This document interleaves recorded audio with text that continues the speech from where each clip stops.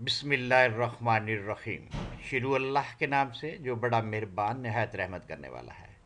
आज हम एक्सरसाइज 2.6 का सेट बिल्डर फॉर्म को डिस्कस करेंगे। सेट बिल्डर फॉर्म क्या होती है? बहुत इजी है। आप हमने इसको डिफाइन करना होता है किसी फार्मूले के तहत एक सेट को। जिस तरह के मैं अभी आपको एक्सप्लेन करता हूँ तो आपको ईजिली पता चल जाएगा। इस वाले चैनल के ऊपर जो हमारे पास माई टॉपर स्टूडेंट का चैनल है, इसमें आपको आईसीएस के तमाम सब्जेक्ट, मैथमेटिक्स, कंप्यूटर साइंस और स्टैटिस्टिक्स का सोल्यूशन अवेलेबल होगा, और पास पेपर का भी। आपने यूट्यूब पे सर्च करना है माई टॉपर स्टूडेंट, तो आपको माई टॉपर स्टूडेंट का लोगो नज़र आ जाएगा, माई टॉपर स्टूडेंट। आपने सब्सक्राइब पे बटन पे क्लिक करना ताकि आइंदा जो भी क्वेश्चन हो उसका नोटिफिकेशन आपको आ जाए। तो स्टार्ट करते हैं। हम सेट बिल्डर फॉर्म नोटेशन क्या होती है हमारे पास एक्सरसाइज 2.6 में, ये अब हम एक्सप्लेन करेंगे। सबसे पहले सेट बिल्डर फॉर्म को डिफाइन करते हैं। सेट बिल्डर फॉर्म होता क्या है? इनफैक्ट सेट बिल्डर फॉर्म एक हमारे पास एक नोटेशन होती है जिसको यूज़ करके हम किसी सेट को डिस्क्राइब करते हैं। Set builder notation is a mathematical notation for the describing a set by stating the properties of its number must satisfy. जिस तरह फॉर एग्जाम्पल आपके पास ये एक फंक्शन दिया गया है हमारे पास, ये देखें इस वाले फंक्शन में क्या है कि ये हमने पढ़ा था, ये आप हमारे पास डोमेन होती है, ये रेंज होती है 112439 416। अगर आप इसको थोड़ा सा ऑब्जर्व करें तो पता चल रहा है हमारे पास कि जो रेंज है वो हमेशा डोमेन का स्क्वायर है। 1 का स्क्वायर क्या होता है? 1 होता है। 2 का स्क्वायर क्या होता है? 4 होता है। 3 का स्क्वायर क्या होता है? 9 होता है। 4 का स्क्वायर क्या? 60।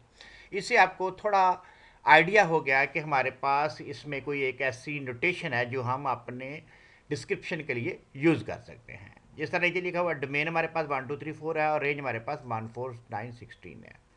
तो अब हम ये वाला जो रिलेशन एक बन रहा है उसको सेट बिल्डर नोटेशन से अगर हमने इसको लिखना हो तो उसमें ये हमारे पास नोटेशन आ जाएगी। इसको कहते हैं सेट बिल्डर नोटेशन। इस नोटेशन में क्या है? वाई इक्वल टू एक्स के। वाई इक्वल टू एक्स के क्या है हमारे पास? सबसे पहले आप तो ये देखें कि ऑर्डर पेयर हमारे पास क्या है? X Y. जब हम डोमेन का स्क्वायर लेंगे तो ये हमारे पास क्या बन जाएगी? रेंज बन जाएगी। जिस तरह ऊपर अगर आप 1 को लें तो 1 का स्क्वायर क्या होगा? 1। 2 का स्क्वायर क्या होगा? 4। तो इस तरह ये हमारे पास एक नोटेशन आ गई है, हमारे पास नोटेशन आ गई इस फंक्शन को डिस्क्राइब करने के लिए। Function F is the function defined by the equation Y equal to X के। तो इस तरह हमने इसको नोटेशन के जरिए एक्सप्लेन कर लिया।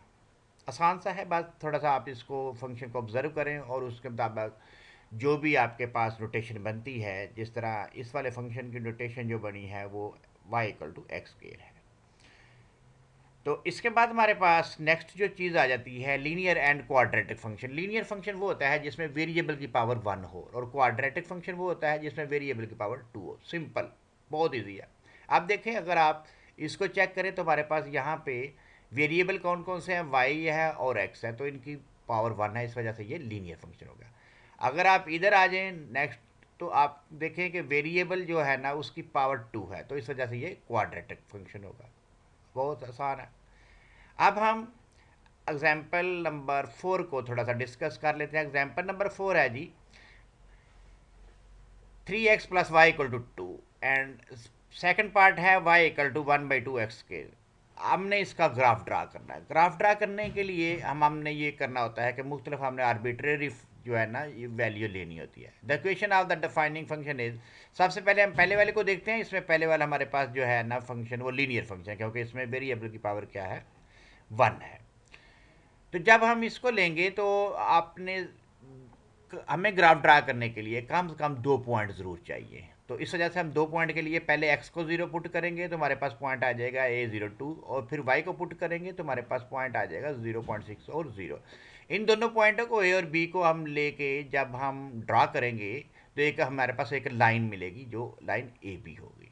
तो इस वजह से हमने एक फंक्शन ड्रा कर लिया, लीनियर फंक्शन। अब हम जाते हैं सेकंड पार्ट की तरफ। इसमें हमारे पास जो इक्वेशन दी गई है, जो क्वाड्रेटिक फंक्शन दिया गया है Y equal to 1/x square है, और ये हमारे पास किसके बिलोंग कर रहा है? अगर आप इसकी स्टेटमेंट देखें तो हमारे पास ये रियल नंबर है सारे, ठीक है। तो हमने डिफरेंट नंबर लेने हैं और उसके बाद हमने ग्राफ ड्रा करना है। तो corresponding the value of 0 plus minus 1 plus minus 2 plus minus 3 up to so on. जब हम इसको 1 को यहाँ पे पुट करेंगे तो हमारे पास क्या आएगा, 1/2 इंटू 1² 1/2 होगा, इस वजह से ये 0.5 आ गया।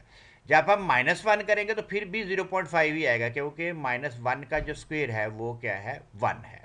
तो सिमिलरली ये आपके पास वैल्यू आ जाएंगी। इन वैल्यू को जब हमने ग्राफ के ऊपर ड्रा करना है तो हमारे पास ये वैल्यू आ जाएगी। हमारे पास 0 पे 0 आ रही है, इस वजह से यहाँ पे ये ग्राफ शुरू होगा यहाँ से। उसके बाद आपके पास ये 1 पे क्या है, 1 पे आपके पास 0.5 है और -1 पे भी 0.5 है, इस वजह से ये देखें ये 1 है और यहाँ ये जो वैल्यू है वो है 0.5, और ये यहाँ पे 1 है और इस पे वैल्यू -1 है और वैल्यू 0.5। इस तरह आप दोनों को डिप्लाई करेंगे तो ये हमारे पास ग्राफ बनेगा। इस ग्राफ को कहते हैं पैराबोला। नेक्स्ट चैप्टर में पढ़ेंगे कि ये वाली जो कोनिक सेक्शन में पढ़ेंगे कि ये वाली जो शक्ल होती है इसको पैराबोला कहते हैं। तो अभी के लिए आपने सिर्फ ये जानना है कि ये वाला जो ग्राफ बना है ये पैराबोला का ग्राफ है, कर्व्ड ग्राफ है।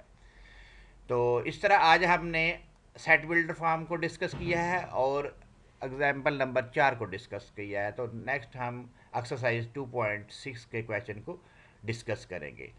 तो इसकी प्रैक्टिस करें, इंशाल्लाह ताला बाकी का सिलेबस हमारा कवर हो जाएगा। आपको मिलते हैं नेक्स्ट क्वेश्चन में।